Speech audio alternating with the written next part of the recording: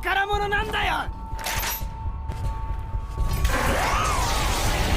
もっとだ、もっと強くなれる。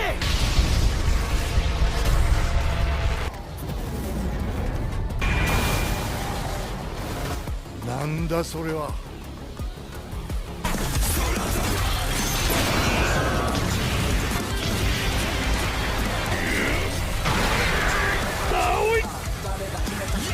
もう一発。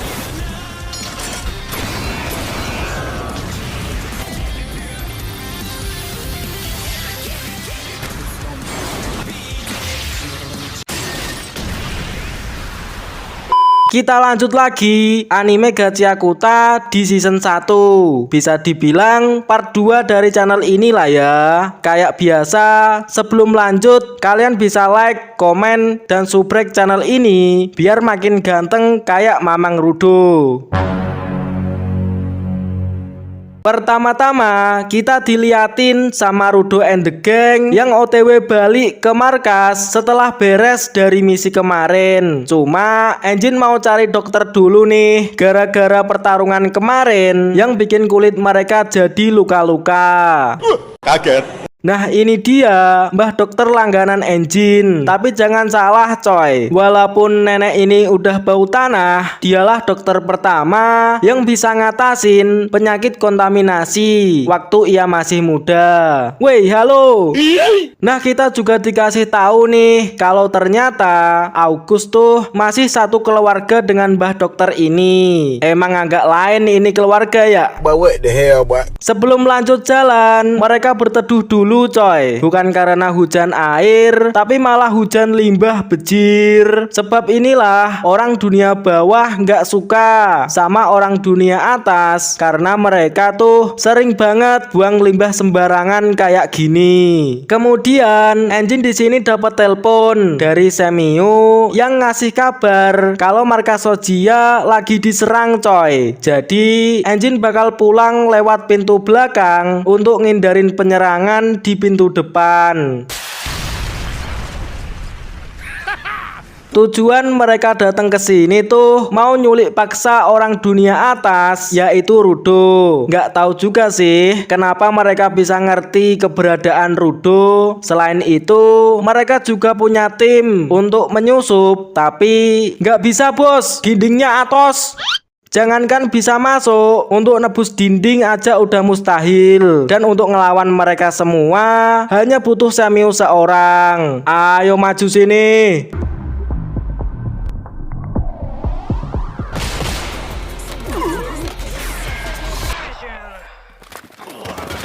Aduh, pening pala gua cok. Pindah ke Engine dan kawan-kawan. Mereka lanjut makan-makan. Capek kali ya habis dari misi kemarin. Cuman Rudo rada rewel nih, kan markas ini lagi diserang tuh. Kok bisa-bisanya mereka semua santai kayak gini. Kemudian Engine bilang selama ada Semiyu, markas ini bakal aman. Mustahil ada orang yang bisa ngalahin Semiyu. Kacamata Semiyu kayak bisa baca gerakan lawan gitu coy. Cuman minusnya kacamata ini nggak bisa buat ngelawan monster limbah. Jadi Semiyu hidup untuk jadi kasir yang menjaga markas ini. Lalu kita dikenalin sama tim dari halo semuanya, saya adalah T-Rex.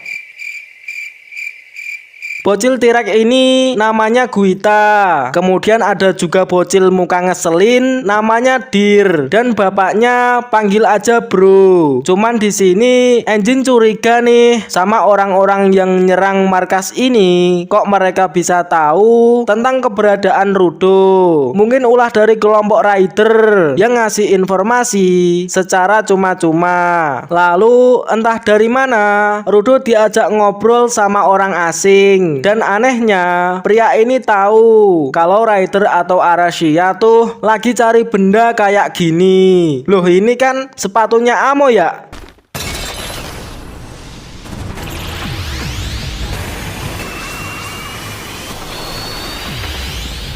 Nah ternyata pria asing inilah Bos Rider yang nyulik sepatunya Amo dan tiba-tiba ngisap mereka semua masuk ke dalam portal. Mereka kayak dipindah ke bawah tanah gitu. Dan di sini kelompok Rider ketemu dengan kelompok Sojia. Rudo tanya nih, di mana Amo sekarang dan kenapa kelompok Rider bisa dapetin sepatunya Amo. Tapi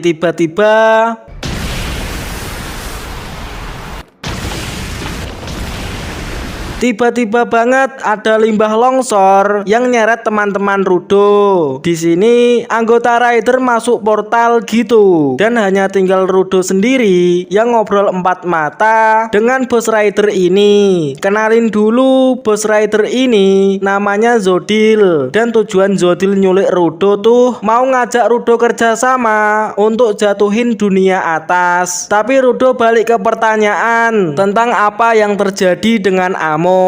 Ngeng, duluan ya, Bang, nebeng Bang. Nah di sini mereka terpisah satu sama lain. Setiap orang ketemu musuh mereka masing-masing. Kayak Zangka nih yang ketemu lagi sama musuh lamanya yaitu Jaber.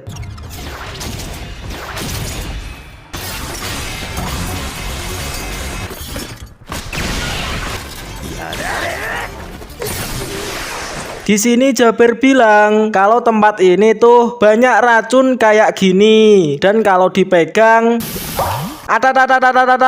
panas. Kenapa dipegang sih anjir? Tapi ternyata Jaber sengaja megang racun itu untuk diserap dan dijadiin senjata. Cuman menurut Zangka kayaknya racunnya kurang deh. Jadi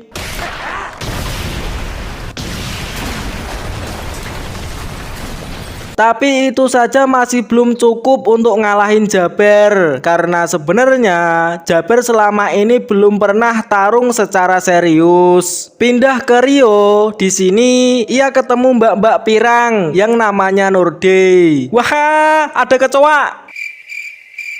Punten, ya walaupun Rio nggak ahli melawan manusia, tapi Rio harus cepat buat nyelesain pertarungan ini dan nyusul temen-temennya. Awalnya sih Rio mudah ya buat motong rambutnya Nurde, cuma setelah Nurde aktifin jinkinya, rambutnya jadi kayak menyala gitu coy, yang bisa ngasilin listrik dan bikin Rio jadi susah buat tarung lawan Nurde. Kita pindah ke Dir dan si bro. Di sini ia ketemu lawan yang namanya Bundus. Bukannya tarung, mereka malah pada ngobrol kayak bapak-bapak komplek. Sibuk apa sekarang Pak? Biasalah, melihara kucing yang mirip bola. Kucing mirip bola? Bola Emon. Si bro di sini merasa kalau Bundus ini nggak ngeluarin aura permusuhan. Bundus sendiri juga ngaku kalau dia di sini tuh untuk nyari sesuatu dan juga nyari informasi. Bundus juga punya robot mini gitu coy. Nggak tahu apa fungsinya sih. Mungkin untuk mata-mata atau cari informasi gitulah ya. Dan Bundus bilang ia butuh informasi tentang bos kelompok Sojia yaitu Corvus. Nah awalnya bro pikir ia mau kasih informasi palsu gitu supaya informasi penting dari Sojia nggak bocor kemana-mana. Cuma yang ditanyain malah apa makanan favorit. Nggak tahu bang. Berapa ukuran kolor? Apa nama akunnya? Udah subrek Mr. R belum? Ya karena pertanyaan makin gak jelas, si bro cuma bisa bilang Ya nggak tahu. Kita cek bentar keadaan Rudo dan Zodil. Di sini Zodil masih ngajak Rudo untuk naklukin dunia atas. Walaupun Rudo dari dunia atas, tapi entah kenapa Rudo ini punya sorot mata yang sama seperti milik Zodil. Dan mungkin sebab inilah Zodil ingin ngajak Rudo kerjasama. Balik ke pertarungan Zangka versus Jaber, yang ternyata Jaber selama ini belum pernah tarung secara serius. serius. Dan kekuatan aslinya yaitu punya cakar segede gaban. Bisa dibilang Jaber tuh punya bakat alami gitu coy. Beda sama Zangka yang harus latihan keras supaya ia bisa bertambah kuat.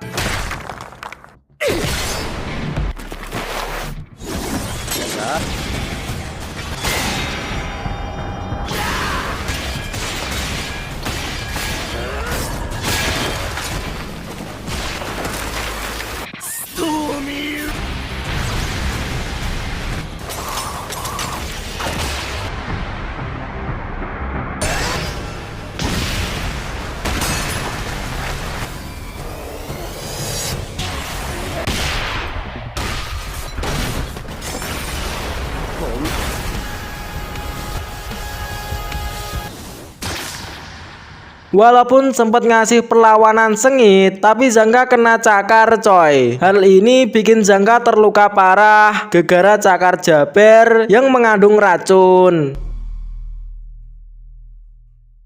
Sebelum lanjut, kita bakal diliatin sama masa lalunya Zangka, yang dimana Zangka tuh termasuk keturunan dari pengawas neraka. Bisa dibilang kayak penjaga dunia bawah gitu coy. Dan karena itu Zangka juga ikut sekolah dasar supaya mereka dididik untuk jadi lebih kuat. Zangka di sini selalu peringkat 1 di dalam kelas, yang buat orang lain pikir kalau Zangka punya bakat secara alami. Tapi nggak juga sih, karena sebenarnya tuh Zangka selalu berjuang sendirian ketika nggak ada yang melihatnya.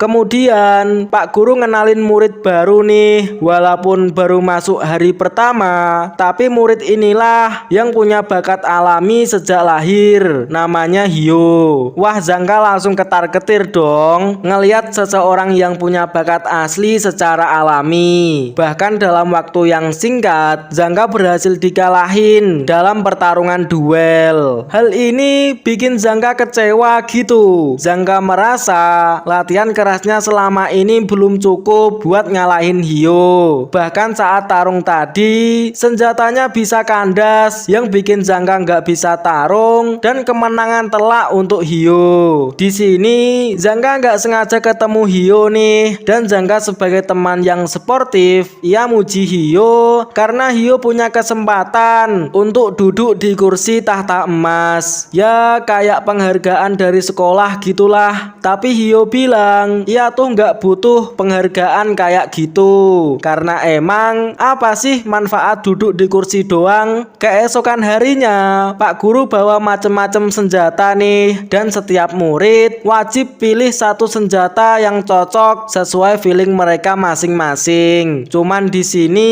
Zangka malah pilih tongkat kayu tua. Dia pengen kelihatan beda gitu coy. Tapi ternyata itu bukan senjata, melainkan kesalahan panitia yang salah taruh tongkat sembarangan. Hal ini bikin Zangka malu seumur hidup, yang bikin ia sembunyi di dalam sumur dan gak pernah keluar sampai 3 hari. Nah untungnya Enjin dan Ryo gak sengaja lewat nih, dan ia juga udah ngerti tentang gimana perasaan Zangka saat ini. Lalu Enjin bilang berarti tugas Zangka sekarang tuh tinggal berjuang. Gimana caranya Zangka bisa melampaui orang yang berbakat. Enjin ngerti kok kalau Zangka sebenarnya masih ingin berjuang, karena buktinya tongkat yang harusnya nggak guna itu nggak dibuang oleh Zangka, yang nunjukin kalau Zangka ini masih belum nyerah dan masih pengen berjuang. Jadi Enjin mengatakan Zangka harus buktiin kalau ia bisa ngelampaui siapapun suatu saat nanti. Balik ke masa sekarang, gara-gara keinget sama masa lalunya, ia tetap akan berjuang dan ia akan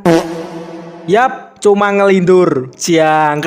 Gara-gara racunnya Jaber tadi, gak hanya bikin Zangka terluka parah, tapi juga ada efek hasuluninasi coy, yang bikin Zangka ngelindur dan ketawa-ketawa gak jelas. Dah, capek. Mampir bentar ke Guita. Di sini ia sampai ke tempat yang entah apa namanya. Dan kalau dilihat-lihat, ini seperti inti dari monster limbah. Kita tengok bentar dengan keadaan engine. Lawannya kayak malu-malu gitu coy. Namanya Fu. Entah kenapa Fu ini nggak bisa memulai pertarungan kalau ia nggak diserang duluan. Engine sendiri juga males sih. Ngapain cari-cari ribut gak jelas. Buang-buang time aja ya kan. Kita lanjut ke pertarungan Rio. Karena Nordei pakai rambut listrik gini, Rio nggak bisa nih kalau nyerang Nordei secara langsung. Jadi haha, kabur guys. Ya, Rio coba sembunyi coy dan nunggu waktu yang tepat untuk nyerang Nordei dari belakang.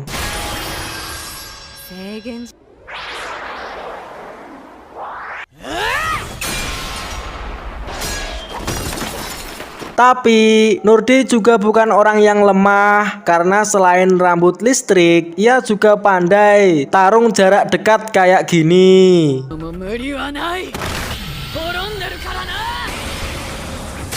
Cuman Nordei juga sadar nih, kayaknya Rio nggak biasa pakai gunting segede gaban deh. Dan Rio akhirnya nunjukin kalau ia juga bisa tarung pakai tangan kosong.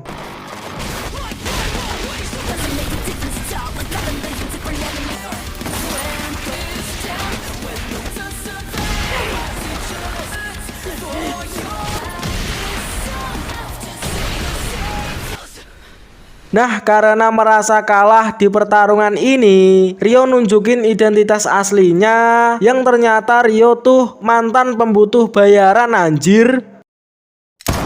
Setelah ngalahin Nordei, Rio mau cari teman-temannya nih, tapi kita bakal diliatin kalau Rio tuh kayak tertarik gitu coy. Sejak pertama kali lihat Rudo, nggak tahu sih punya perasaan atau gimana, tapi Rio kayak cemburu gitu pas lihat Rudo deket sama Amo. Apakah Rio akan jadi villain? Saat lagi jalan, Rio nggak sengaja ketemu Jaber dan langsung didar-derdor. Untungnya Zangka masih selamat nih, dan Rio bakal bantu Zangka untuk cari teman-teman yang lain. Pindah ke Rudo dan Jodil. Di sini Rudo dipindahin lagi ke inti dari tempat ini. Wadiah, sakit cok. Jodil mau nunjukin tentang rencana naklukin dunia atas. Ia pakai sepatunya Amo gitu, karena sepatu ini mirip kayak sarung tangan Rudo atau mantel milik Jodil, yaitu Jinki yang ada logo series atau disebut seri pengawas. Waktu itu Jodil nemu sebuah inti dan ia mau nyoba buat bikin seri pengawas sendiri. Awalnya sih kelihatan meyakinkan ya, cuman sayangnya gagal coy. Dan Jodil ngubah rencananya untuk bikin monster limbah, bentuknya kayak burung puyuh gitu. Tapi masalahnya burung ini butuh tumbal proyek supaya bisa dapat kekuatan untuk terbang ke dunia atas. Makanya Jodil pakai sepatu seri pengawas ini karena series inilah yang paling kuat. Hal ini bikin Rudo ke flashback waktu masih dirawat sama Paman Rekto. Entah gimana ceritanya, tangan Rudo terluka parah yang bikin ia nggak pede ketika ia keluar rumah. Kemudian Paman Rekto ngasih sarung tangan kepada Rudo, dan karena satu-satunya pemberian Paman Rekto, Rudo nggak mau dong kalau harus dijadiin tumbal untuk monster ini. Cuman Jodil mengatakan nggak masalah sih kalau Rudo nggak mau. Satu seri pengawas saja udah cukup buat nerbangin monster segede ini, karena memang seri pengawas punya kekuatan sehebat itu. Nggak tahu siapa yang nyiptain seri ini, tapi orang tersebut pasti punya kekuatan yang gila banget. Hal ini bikin teman-teman yang lain juga sadar kalau mereka bukan di bawah tanah, tapi di dalam tubuh monster limbah yang mau terbang ke dunia atas. Dan karena mereka anggota Sogia, mungkin inilah saatnya untuk serius. Kita fokus ke Dir dan si bro dulu nih, yang ngeluarin jinkinya, yaitu ikat kepala dan dotnya ini. Dotnya buat apaan bejir? Tapi jangan salah coy, mereka bakal nunjukin combo bapak dan anaknya ini.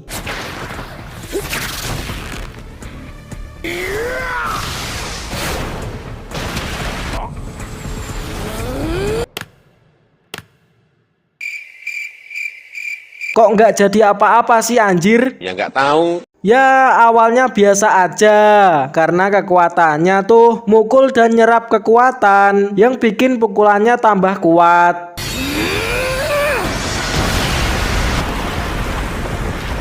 Setelah ngancurin dinding, ternyata dinding ini tebel banget coy, dan gak tembus walaupun udah bolong kayak gini. Kemudian giliran Bundus buat nunjukin jinkinya nih, yaitu punya 6 tangan yang beda-beda fungsi gitu.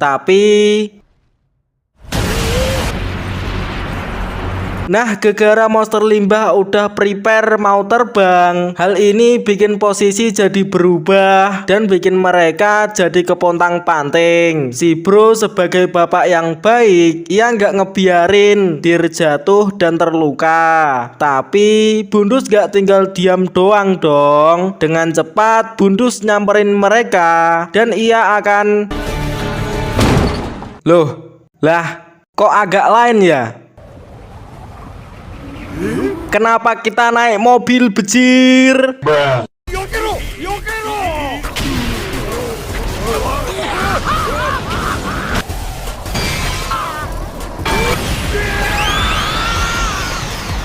Mabok anjay. Nah, saat lagi panik, untungnya si bro lihat tiang listrik nih. Dengan ngikat tiang listrik itu, akhirnya mobil itu bisa belok dan masuk ke dalam pipa. Apaan itu, Cok? Nyawit nih orang.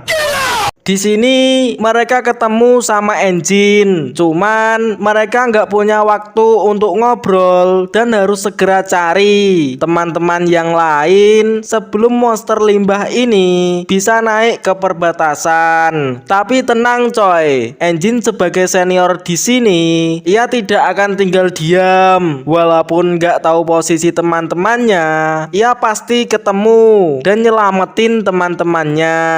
Balik ke Zodil di sini masih nawarin untuk kerjasama naklukin dunia atas. Lagi pula Rudo ngapain sih ikut anggota Sojia? Tugasnya kan ngebasmi monster limbah doang. Mending ikut Zodil yang katanya ia bisa naik ke dunia atas sesuai dengan tujuan awal Rudo waktu itu. Tapi Rudo mengatakan ia sudah punya sesuatu yang tidak dimiliki oleh Zodil, yaitu memiliki teman-teman yang solid. Mereka nggak pernah nganggep Rudo itu sebagai beban. Mereka selalu nerima Rudo apa adanya dan jadi rekan satu tim yang luar biasa. Intinya apapun yang terjadi, Rudo nggak akan mengkhianati teman-temannya. Dasar sialan. Lalu Zodil bilang, jika Rudo ini punya teman-teman yang solid, lalu di mana teman-teman yang Rudo bicarakan itu?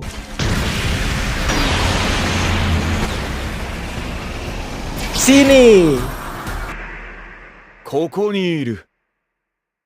Nah, sebenarnya engine tuh nggak ngerti di mana posisi Rudo. Tapi dengan insting yang kuat, engine asal terobos baiklah. Dan ternyata insting engine tepat sasaran. Nggak hanya engine doang, tapi teman-teman yang lain juga datang nih. Dan Rudo di sini bilang, inilah anggota Sojia. Bodoh amat mau segede apapun monster limbah ini. Jika ia bisa ngancurin inti dari monster ini, maka dipastikan monster ini akan hancur sebelum sampai ke perbatasan.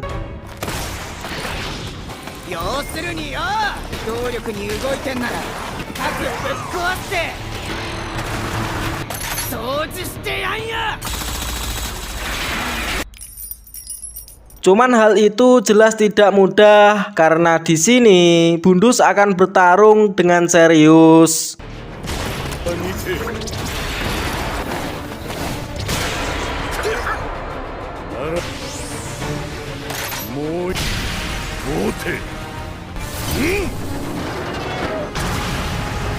俺のハンズは Di sini Bundus kelihatan OP parah coy. Mungkin bisa dibilang salah satu yang terkuat dari anggota Rider. Bundus punya 6 tangan, yang dimana tangan ini tuh punya kekuatan yang beda-beda. Hanya butuh 1 tangan untuk ngadepin 1 anggota Sojiya. Apalagi masih ada 1 tangan yang nganggur kan.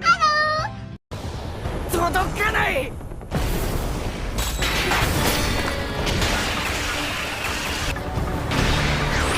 3番手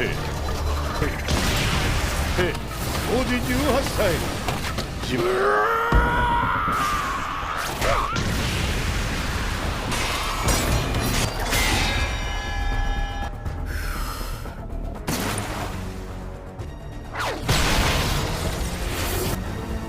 Walaupun udah coba dilawan dari berbagai arah, tapi tetap susah coy untuk nembus pertahanan Om Bundus ini. Cuman Rudo sadar sesuatu nih. Rudo kan punya Jinki seri pengawas tuh. Harusnya masalah kekuatan Rudo itu jauh lebih kuat dan lebih berpotensi daripada Om-Om Brewok ini. 強くなれる。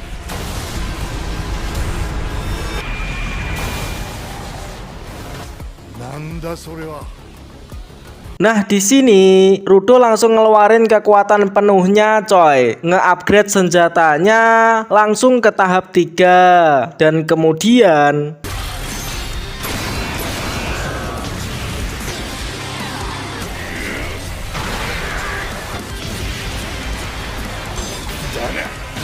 もう一発。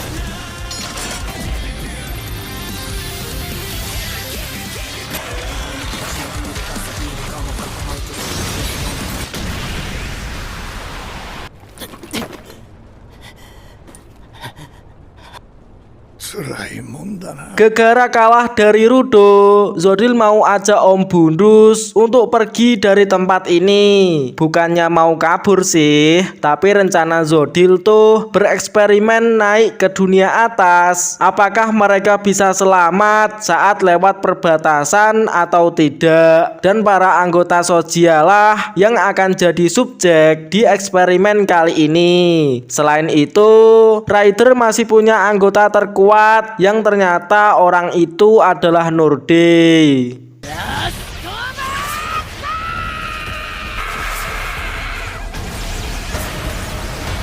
Gara-gara kekuatan Norde yang gila ini, semuanya nggak bisa gerak coy. Dan Norde ngorbanin hidupnya untuk kekuatan segila ini agar bisa nahan anggota Sojiya untuk sampai ke perbatasan. Sementara itu kita diliatin nih sama Fu yang ditinggal bosnya sendirian. Nggak tahu sih Fu ini penakut atau gimana, tapi ia merasa nggak guna gitu karena tidak bisa lawan musuhnya seperti anggota Rider yang lain. Di sisi lain, burungnya udah mau sampai perbatasan dan kalau terus begini bisa-bisa mereka meninggal gara-gara ngelewatin perbatasan yang entah ada apa di sana.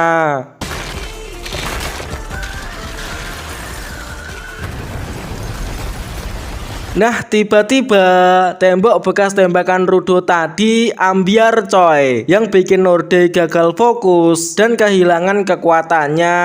Awalnya Norde masih pegangan sih, tapi capek Mungkin karena sudah sampai di perbatasan kali ya, karena tujuan Norde itu cuman menahan mereka semua sampai ke perbatasan. Nah tapi Norde di sini kayak lihat semacam malaikat gitu coy, yang ternyata inilah sang pengawas perbatasan. Balik ke Engine dan kawan-kawan, di sini mereka masih mobat mabit dan hampir gak kuat untuk nahan angin sekenceng ini. Tapi Guita malah wah, kayaknya asik nih.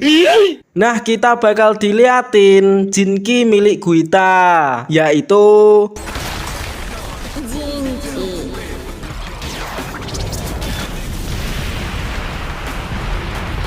T-Rex bejir. Oke, aman guys. Setelah berhasil nutup lubang, maka saatnya untuk ngancurin inti dari monster limbah ini.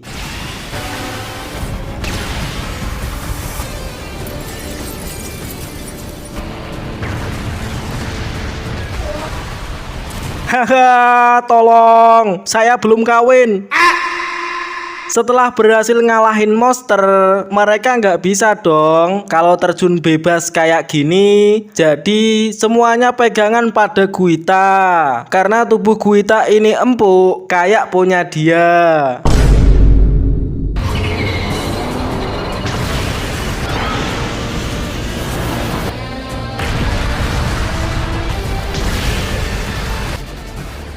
Setelah itu, para bantuan dateng coy. Ya walaupun telat, tapi nggak apa-apa lah ya. Yang penting, semua orang bisa turun dengan selamat. Dan karena kecapean, Rudo akhirnya... Beberapa hari kemudian, saat engine lagi OTW, kita diliatin ama begal yang pura-pura ketabrak. Ya gitulah ya, sok-sokan paling tersakiti dan minta ganti rugi. Tapi engine and the gang malah bodoh amat lah, mending lanjut musik ya kan. Belok kiri bang, hah? Singkat cerita, Rudo dan kawan-kawan mau jenguk Zangka nih. Zangka kemarin kan terluka parah tuh. Bahkan kekuatan Asia masih sulit untuk menyembuhkannya. Untungnya bukan racun mematikan sih. Jadi kemungkinan Zangka akan sembuh seiring berjalannya waktu. Kemudian entah kenapa Remlin mau ketemu sama Zangka. Remlin bilang ia gambar mantra yang berbeda pada Zangka waktu itu, yang bikin Zangka nggak dapet efek healing. Dan mantra yang Remlin gambar tuh, coba angkat kayak gini bang.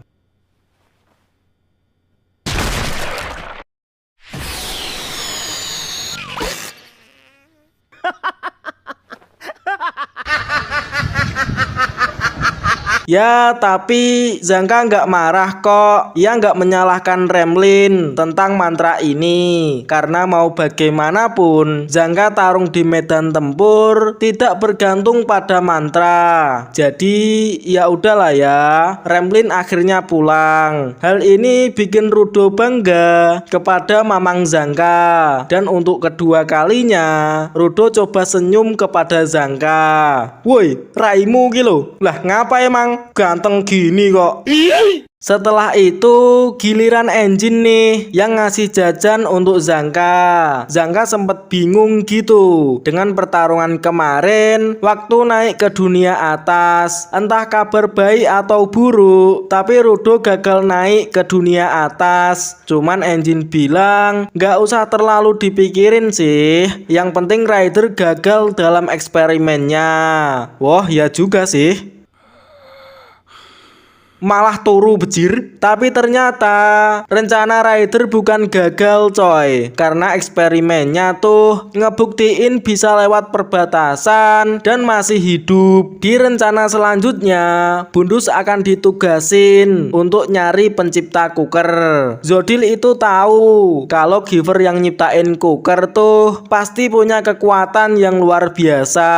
Bahkan kemampuannya hampir nyebar ke seluruh dunia bawah. Jadi rencana Rider selanjutnya ngumpulin kekuatan besar dan berangkat ke dunia atas. Nah, Rudo di sini pengen ngehibur Remlin yang lagi galau. Cuman ya masih plan-plan gitu sih. Lalu tiba-tiba Zangka tanya nih, Rudo masih pengen ketemu Amo kan? Zangka ngerti kok gimana perasaan Rudo sama Amo. Tapi Rudo juga harus ngerti gimana caranya memulai topik obrolan kepada orang lain. Jadi mending Rudo belajar dari sekarang dan coba ngehibur Remlin adalah contohnya.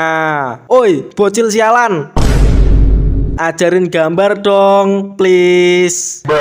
Ya walaupun rada kasar, tapi Rudo berhasil nih ngebuat Remlin jadi termesem kembali. Halo semuanya, lagi apa nih? Gambar bang, coba lihat. Bapak siapa ini cok? But what the hell, boy? Nah, di sini Corvus mau memberikan misi. Hari ini adalah harinya Remlin untuk menggambar mural. Ya, kayak gambar khusus gitu coy. Dari setiap pewaris pena di Canvas Town. Jadi mereka diberi misi untuk kunjungan lapangan di Canvas Town. Dan misi kali ini hanya anak-anak yang akan ngejalanin misinya.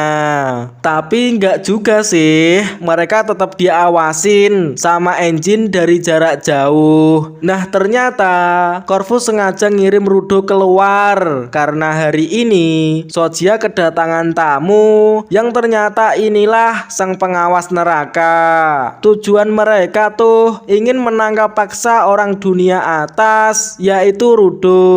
Tapi Corvus bilang ia tidak mau nyerahin Rudo gitu aja. Mau bagaimanapun Rudo tuh anggota Sojia. Dan sebagai bos yang baik, gak mungkin dong ia nyerahin anak buahnya segampang itu. Bahkan ia siap kalau berhadapan sama pengawas neraka. Balik ke Rudo dan mereka mau beli, alamak, es krim guys. Singkat cerita, mereka udah sampai di lokasi nih. Dan gambar mural itu ternyata ada di langit-langit. Wah, keren juga sih. Lah, kenapa ngikut bejir? Cuman pas dilihat-lihat, Rudo dan engine dibikin kaget. Kok bisa-bisanya ada logo seri pengawas di sini. Remlin bilang itu adalah logo yang dibikin oleh sahabat dari pemilik pena yang pertama. Dan namanya adalah Canis Surebek. Rudo langsung double kaget karena nama panjangnya tuh Rudo Surebek. Ya, itu dia alur cerita anime Gachiakuta. Gimana menurut kalian? Tulis pendapat kalian di komen ya teman-teman. Masih banyak banget yang bikin admin penasaran coy. Kayak gimana nasibnya Amo, apa rencana Zodil, bagaimana Corvus ngadepin pengawas neraka, dan apakah bapaknya Rudo yang nyiptain seri pengawas. Ya, kita tunggu aja season 2-nya lah ya. Dan sambil nunggu nanti admin akan suguhin anime yang gak kalah menarik, gak kalah seru, dan gak kalah ganteng kayak kalian semua. Oke. Tapi segitu dulu konten Mas R kali ini coy. Pagi-pagi minum kopi yang pahit. Sudah saatnya Mas R izin pamit. See you coy. Ciao.